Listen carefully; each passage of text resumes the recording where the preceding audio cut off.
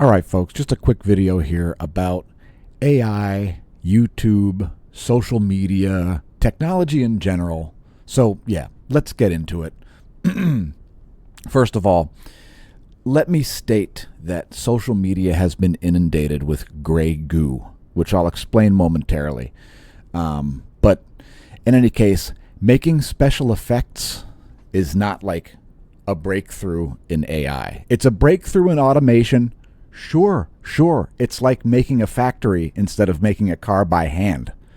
Okay, so in the same way that making AI make special effects for you is no more impressive than speeding up the process that Pixar Studios did in the late 1970s.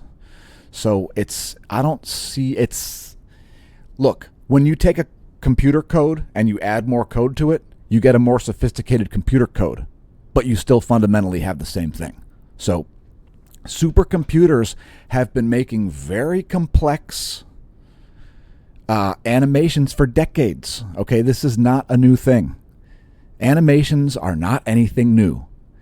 This has been done for a long time. This is how we know where stars are moving with respect to the galactic core, Sagittarius A star, the core of the Milky Way galaxy. So anyway, that is the point. This stuff is not any sort of breakthrough. People have automated stuff in the 2020s. They've automated stuff that should have been automated for decades. And now they want you to be impressed about it. So that's something that's going on. And, I have no skin in the game at all. In other words, I can call balls and strikes because I'm looking at the technology, okay? I was writing code before I went to kindergarten, folks. So anyway, there's that. So anyway, fads are fads, and they're always going to be fads. Real style will always be real style, and will never go out of style, okay? So, for example, a tuxedo, right? A tuxedo is classic style. It's never going to go out of style because it's classic. So, yeah. And maybe this will make sense here momentarily. But, basically, here are some fads, all right? I'm not going to go back to the 1980s. But there were some terrible ones in the 1980s, like fluorescence and weird angular asymmetrical clothing and ads, and everything had to be custom designed and looked like crap because somebody made it by hand. But it's so artsy, but it's so crappy, but it's a fad, but it's new pop art. It came back because things like style art, music, etc. are cyclic. They are cyclic, like so many other things in nature, right? So 15 years ago, there was a trendy fad-chasing bunch of people who thought watching Star Wars made them edgy somehow. Now, keep in mind, again, I have some specific perspective on this because Star Wars is a series of advertisements for toys that I haven't stopped seeing since basically I can first remember anything. So, by the time... Anyway, the point is, Star Wars has kind of played out. But about 15 years ago, remember that fad came back? A bunch of crap started coming out. New crap just got shat out onto the internet and onto, the big screen and television and streaming services, all kinds of new Star Wars nonsense. And it was already done by the time the 3 prequels came out. When episode 1, 2, and 3 came out, that was it. The franchise was done. Like the digital remasters of the original New Hope, Empire Strikes Back, and Return of the Jedi, those were like not a big deal. People freaked out about them because, they added stuff. They made the explosion different. Mos Eisley had more crappy added content shoved in there because reasons. Anyway, okay, I'm getting off on a huge tangent here, so let me sort of get back here. Star Wars was a fad like 10 years ago. People thought it was edgy or stylish or like they thought they were unique or something because they jumped on the Star Wars bandwagon and like walked around adults with a Yoda backpack on. Like, what the hell was that all about? They thought it was edgy to like Star Wars. Like, everybody their age liked Star Wars. So it's just ridiculous. And most fads are crappy, right? They're ridiculous and silly, and they make you look like an ass while they happen. So mullets, that was another one that came back. For goodness sakes, I mean, if you've got a mullet in 2025, you missed the grunge rebirth. You're like Metallica's Black Album at this point, all right? So, and anyway, now everybody thinks that AI is style, right? It's style to like Elon Musk, or it's style to hate Elon Musk, or it's style to like Donald Trump, or it's style to hate Donald Trump, or it's style to be into crypto, or it's style to be into AI. What? None of these things are style in any way. So, you know, this video, we're going to categorize this as a how-to and style video, even though it's also about science and technology, because ultimately this video is about the gray goo problem. And to YouTube's credit, they're doing something about it. Yeah, they're going to demonetize videos that are gray goo. And what I mean by that is videos that are written, narrated, edited, completely shot from start to finish, fake garbage videos, they're not going to be monetized on YouTube. So, whew, that's a sigh of relief for every advertiser out there, isn't it? I mean, at least some of the gray goo will go away from one of the major platforms. So, yeah, I mean, this is a fine day for that.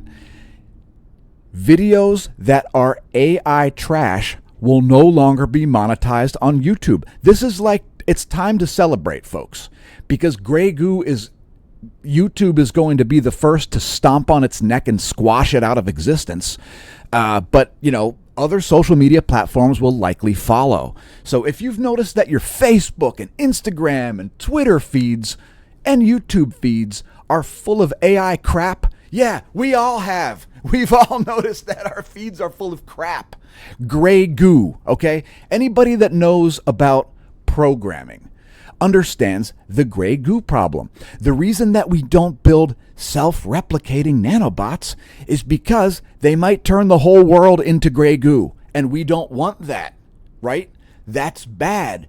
People who are smart enough to make the nanobots know not to do this because it's stupid. We don't want our world inundated with gray goo, a bunch of artificial crap that serves no purpose except to perpetuate more artificial crap. There has to be a purpose to it. So fake boob bounce on fake boobs on a fake woman on an Instagram reel is not content. It's gray goo. It's trash. It's in the way, and it needs to be destroyed. So, like, thank your lucky stars or your Gond or Jeebus Gond or whoever. Thank whoever, your deity or your lack thereof, for YouTube getting rid of the gray goo. So that's a little announcement about YouTube. I mean, yeah, a step in the right direction. Thank goodness. I mean, because guess what, folks? Free speech has not been restored to the internet. Free speech is certainly not restored to Twitter.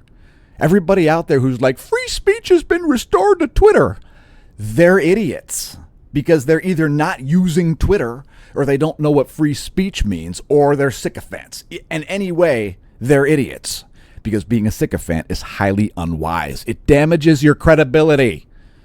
So yeah, where was I? Gray goo, and thank goodness Google has decided to demonetize AI trash from the platform. So, I mean, look, search engines, they've been heaping piles and piles of AI trash on top of more piles of AI trash. It's the gray goo problem. If you've never heard about it, go read about the gray goo problem. I mean, you know, people have been talking about this probably before solid-state circuits existed, but certainly since the 70s. And gray goo is not acceptable, and it's already everywhere, folks.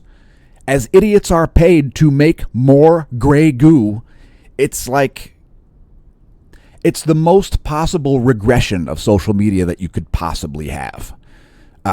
You know, and it has the least possible utility of the technology that could possibly be applied.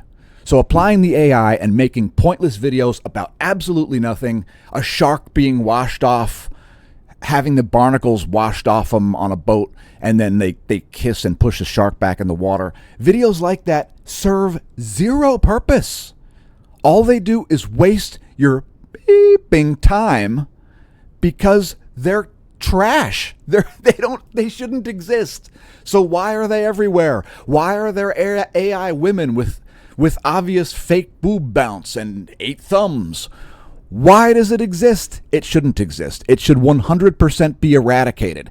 Is AI a technology that I want to not exist? No. Every technology is feared by idiots who don't understand the technology. For example, people didn't like the internal combustion engine. Which people? Horse and buggy manufacturers, wooden wheel repairers, folks like that didn't like the internal combustion engine because these things could put their companies out of business, but it creates more jobs than it eliminates because the internal combustion engine is largely responsible for this thing known as the Industrial Revolution, which would not have occurred. Which the information age would not have even occurred. So you kind of have to take all these things into consideration.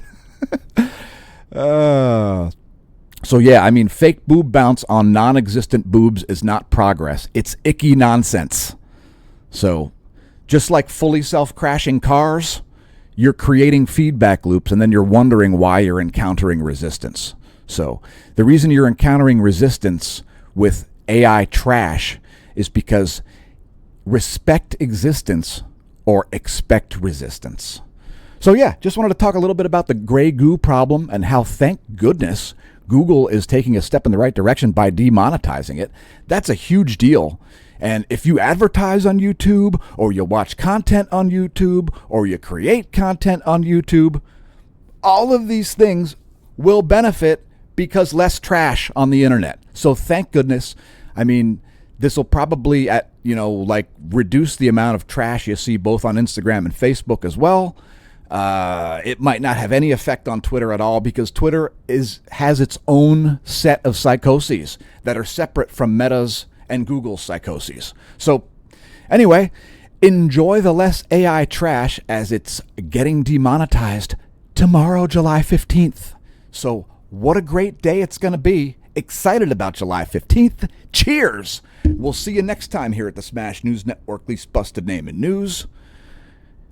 And once again, congratulations on realizing the channel exists.